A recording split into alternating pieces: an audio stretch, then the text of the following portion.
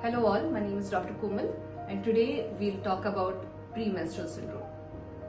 So you know that many women experience symptoms, either it could be physical or physiological, psychological, which are very cyclical and happen in relation to menses. So this is experienced in nearly 90% of the women and these are called premenstrual syndromes. So premenstrual syndromes have an onset typically before the start of the menses in the luteal phase, and they disappear with the onset of menses, and then there is a symptom-free period. So this happens cyclically and this is called as a core PMS or the core premenstrual syndrome. Certain women have certain underlying psychiatric disorders which gets exacerbated during this period. So these are called PMS, and you know how it happens?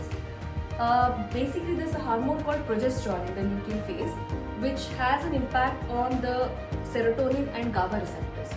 So this leads to these manifestations, and nearly 5 to 8% have severe PMS to the extent that they need to take certain psychiatric help. What are the symptoms? So PMS can present, as I said, with physical symptoms like a kind of bloating sensation or tenderness in the breast. They are mainly psychological or psychiatric, where they have irritability or mood swings, lack of concentration at work, and in severe forms they can have depression, suicidal tendencies, which might warrant emergency help. How can we overcome this?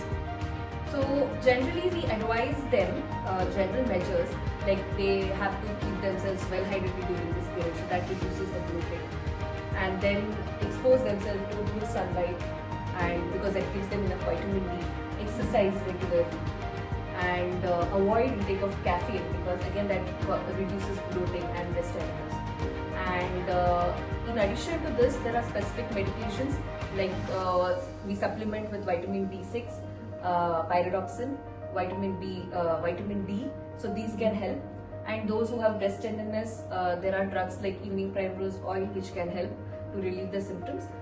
Certain patients we put on OC pills in order to suppress the hormones, and even GnRH analogs.